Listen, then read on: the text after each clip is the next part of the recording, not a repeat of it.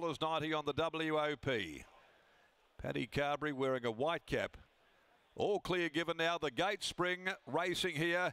And the first to get going from toward the inside is the favourite. King's Court got out brilliantly and will lead the way, settling down. Going up now on the outside. Stride away to second soon after the start. Punching forward as well is Capitola, but a little wide settling down. In behind those next of all is Why She Left in the centre. Hagrid down on the inside. And they're being followed further back. Why She Stayed around them 3 deep. A length and a half away came London's Rascal. Further back then Writing Songs is well off the speed, and then came at the head of the others Crampin' My Style, near enough to the tail end of proceedings, and last is Statewide. Into the home straight, King's Court down on the inside, got the company here on the outside next of all as they come towards the 250 by Capitola. It's Capitola, King's Court, stride for stride. Over on the inside, King's Court, Capitola's got its measure though, and the money's going to be spot on here. They back Capitola to beat the odds-on favourite when the markets came out, and it was too good for them. Capitola from King's Court flashing late down the outside.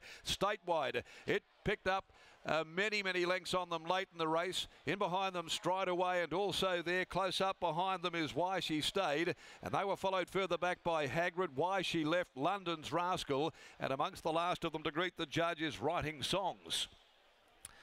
Well, they got this right. Capitola, it opened at about $8 on Thursday morning.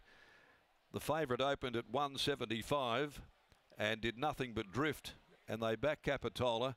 It's jumped about $5 here today, this capitalist 2-year-old Capitola. And Luke Fernie's got the 2-year-old season off to a great start. Flying home into third spot is Statewide, who made up many lengths on them. Stride Away just in behind those in company with Why She Stayed. Writing Songs never got into the contest, but Capitola, good run too. It was forced to cover some ground there, did the work out of Rio Del Mar, a Magnus filly who was very good too as a juvenile.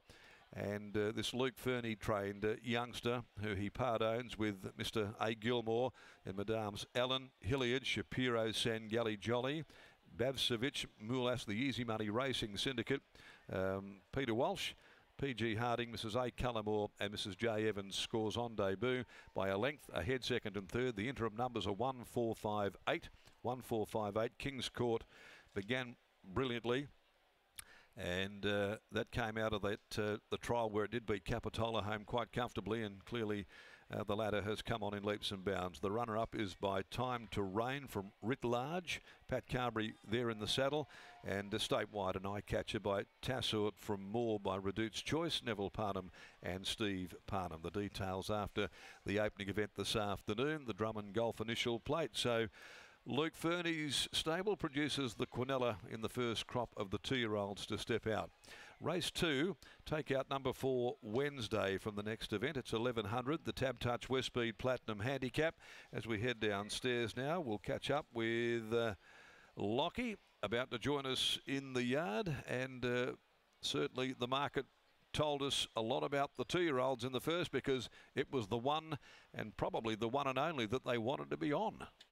Exactly right, Darren. Thank you very much. Capitola, well back since Thursday afternoon, or Thursday morning, I should say. And Julie salutes a really nice debut performance. Brian Carey's just catching up with Clint Johnson-Porter and a couple other riders before he makes his way towards me, because that was a fantastic debut performance from Capitola. Had to do it the hard way from a wide alley, worked hard in the early stages of the race, eventually got outside the leader, who was King's Court, the stablemate, but in the end was the strongest horse late. Brian joins you now. Brian, a stable Quinella to start the 2-year-old season. That's a nice way to start. Yeah, it is, Lockie. I got it wrong. The punters didn't, by the looks of it. Yeah, he was good. He sat 3 wide, done a lot of work. Yeah, we're pretty happy with both of them. What's this horse shown you behind the scenes? Obviously King's Court, perhaps the faster, more professional 2-year-old, but what's Capitola shown you behind the scenes? Yeah, he showed us a bit too, but he took him a while to learn how to sprint, and the further he goes, I reckon, the better he'll be. He looked nice and relaxed in the run today, despite having a tricky run throughout. He always looked comfortable within himself. Yeah, he did, and he behaved well, and he just cruised to the outside on the bend and done it real professional, so pretty happy with that. Has it been a target from Luke to get more 2-year-olds to the races early and try really target these early races, obviously knowing that he bought plenty of 2-year-olds or 2-year-old types at the yearling sales last year? Yeah, we've got 40, I think, so we'll be getting them all going pretty early. And these were the first 4 that we had in mind. Big team of horses in today. Who's the best of the rest according to Brian Carey? I think the horse that ran in the Cup in Kalgoorlie, Stop Dreaming, he'll give a good account of himself today, and I think Miss Flirtatious. Sounds like a plan to me. Well done here. Great start to the day. Thank you. There's Brian Carey, always great with his time, and great to see Luke, Brian and their terrific team saddle up yet another winner, and this time it's Capitola, a capitalist out of Rio Del Mar, Scott, a horse that a filly back in the day, trained by Simon Miller, owned by Amelia Park, went through the Perth yearling sale, and she was a 2-year-old winner herself, and it looks like she's thrown a really nice early running 2-year-old type. She certainly looked like a really nice animal early doors. Lucky that her career didn't last too long on the racetrack, and so she's now in the breeding barn, and she's already produced a nice one here, a debut winner too, who did it very tough there.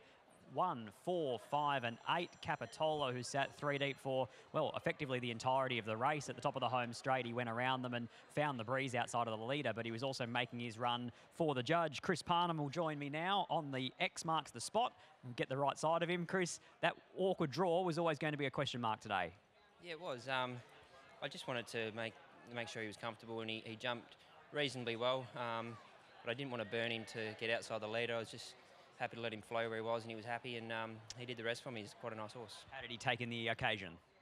Oh, yeah, as good as, not too bad. He sort of got a little bit hot pre-race, but I'm pretty sure he'll be a pretty mature, level-headed horse when he gets a bit older. Were you always confident you had Paddy covered up the home straight, or a bit wary that you had done a bit of work?